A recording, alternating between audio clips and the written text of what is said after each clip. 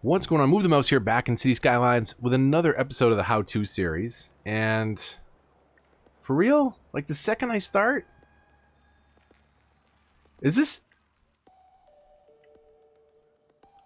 Oh, it's because I reloaded that same save game and there's that kid that lit the house on fire. All right, if you were tuned in last episode, that it looked very suspicious over here.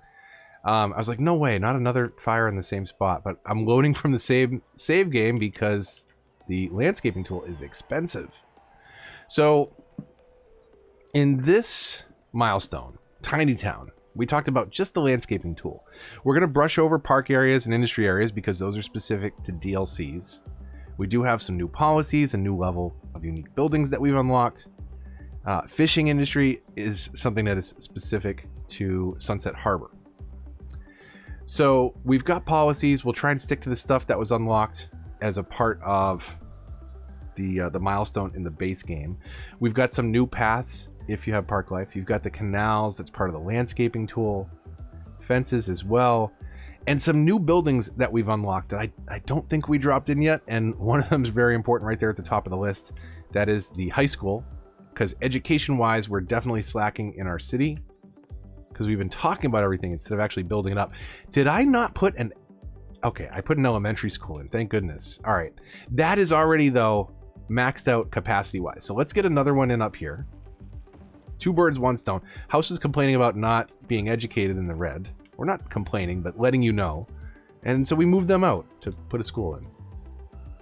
That is our elementary school. Let's get another, let's get a high school in, maybe down, right down here. Does that fit? That fits. Did we pedestrian path this? We did not, so let's do that. We talked about that in the last episode, but just because we've got a little bit of dead zone right there, let's go ahead and drop that in. I think, oh, did we talked about pedestrian paths, but I didn't save any of that work, did I? That makes sense. So we'll come back in and drop those in.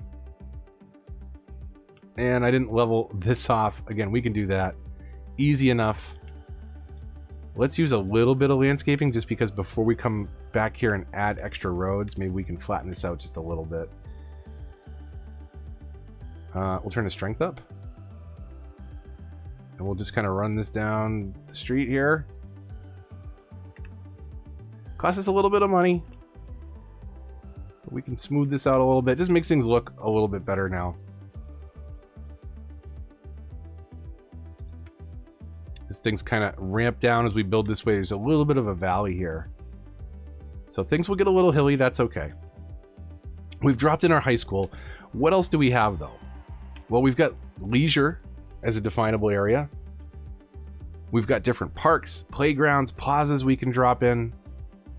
So let's do a little bit of expansion. We'll decorate with some parks and we'll see where that puts us demand-wise. So if you'll remember our zoning, not unlike a lot of small towns, you've got kind of a commercial sector, shopping, businesses all running up and down the main street. We've got a little bit of residents mixed in here down at the end.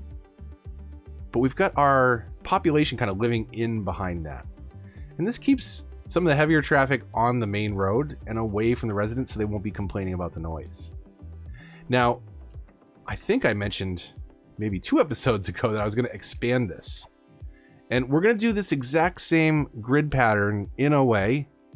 Functionally, it's going to be the same, but we'll get a little curvy with the roads. So let's see. So we're on the freeform tool, and I'm just going to kind of bend things around a bit. You know, make them flow a little bit. They don't have to kind of be parallel or anything. It certainly doesn't hurt. If we come past the park before we bend, let's do something like that. And then maybe we could kind of flow this road down this way, even connect it direct. It doesn't really matter.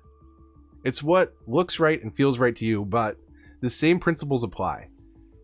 Keep in mind where your heaviest traffic is going to be. That's going to be industrial and commercial. They're the ones that have the trucks coming in and out, either making the goods and delivering them somewhere or selling the goods off. And obviously they need to get to the store.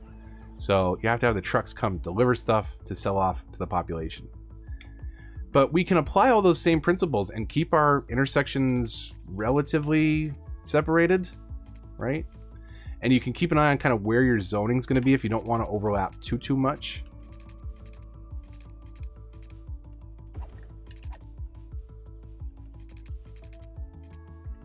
But we can apply all the same basic principles here, just with a little bit of a curvy road. Now, you can, of course, exaggerate this as much or as little as you want to. But we're basically doing the same thing that we did up above, again, just with a lot less grid pattern and more of a free-flowing road. So what if we did something like that and then we connect one more coming through here? I mean, it's effectively the same thing, right? 1, 2, 3, 4 streets? 4 streets? Yeah. But it obviously looks a lot more loose, and maybe, you know, if we took our time a little bit more, it would fit the terrain a bit better.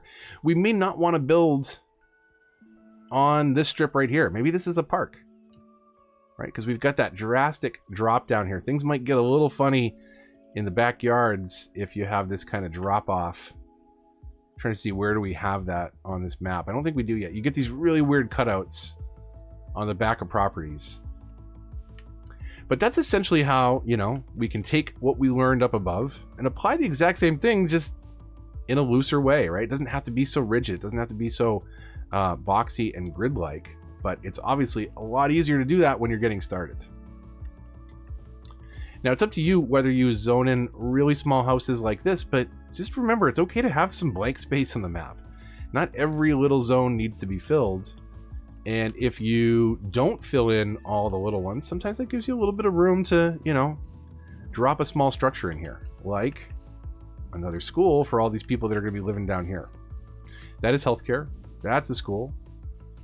So we can do something like that. You know, now we've got an elementary school coverage down here. Should be plenty. We've got 3 now. And we've got some houses that can move in. We'll stamp down some more of this. Now, there's kind of 2 ways you could do this. If you went into select, and let's pause for a minute, and maybe just highlighted everything over here. It might be faster than just come in with the fill tool and then delete the zones you didn't mean to zone. Right? It might just be the faster way around. But if you don't want, you know, again, tiny little houses like that moving in, it's okay to have some dead space. It's okay to fill that in with a park or a tree, or, you know, just have something that creates a little bit of visual separation. Now, we haven't watered over here. I won't go into too much detail as we continue to expand neighborhoods out, because it's the exact same thing. If we want to keep things on the grid, we certainly can do that. Oh man, out of money. So there we go.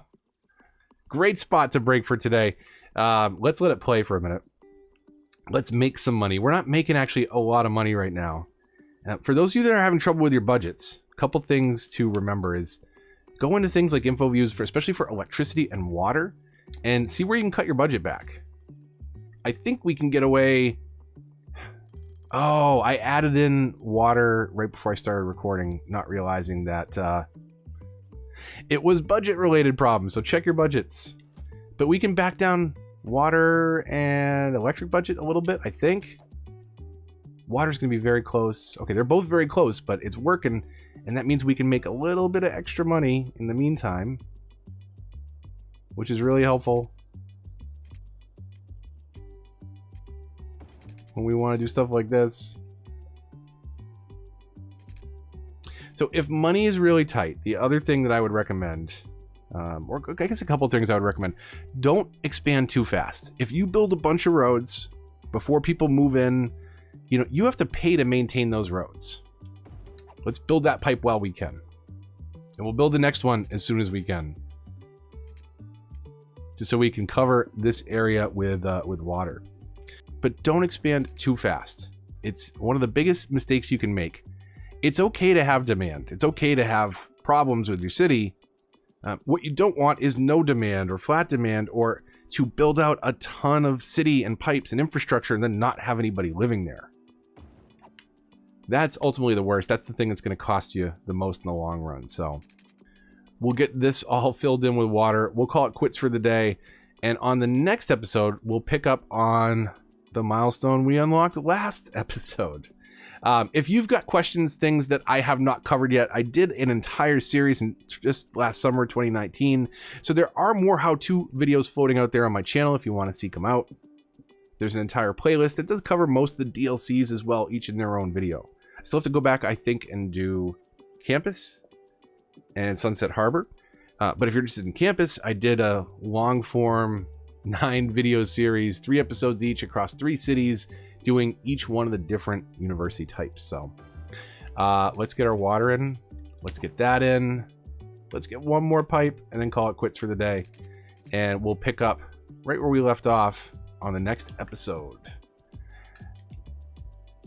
So in that, we'll talk about some of our first transport options: bus, tram, taxi, depending on what DLCs you have. You've got some different options. We've also got a bunch more policies that we've unlocked, and we didn't talk about policies yet, so maybe it's time to dive into some of those. Those are going to be really tough for me to keep separate, though. What's DLC versus base game related? It's a little trickier than some of the other assets. We also started to unlock some highway options, so we can create new exits with actual highway roads instead of regular roads connecting direct. And then we've got things like cemetery, other healthcare options if you've got some of the DLCs. We've got a better power option in the form of the advanced wind turbine if we wanted to go that route, or at least better than the default wind turbine. But so much stuff to talk about, so little time. Tune in on the next episode and we'll dive into everything that we can, and we'll keep chugging along, keep building the city. The how-to series is really kind of one of my top priorities right now because there's so many new players out there. Thanks for subscribing to the channel, by the way. Lots of new subscribers out there. Most likely, let's be honest, thanks to PS Plus and Xbox Game Pass, both offering up City Skylines for free on console. So hopefully this is your place for all things City Skylines console. If it is, likes, comments, and shares all help the channel a lot so much, and they're so greatly appreciated. If you're new here, subscribe for more and considering the bell to get notifications for updates in this and other series. Follow me on Twitter and join the Discord if you want to get involved in the discussion. If you'd like to support the channel, links to that and all of those other things in the description down below. But until the next episode, when maybe we'll work on some highway or maybe we'll get distracted. But either way, hopefully we'll learn something new and fun. Until then, this is Move the Mouse, signing off.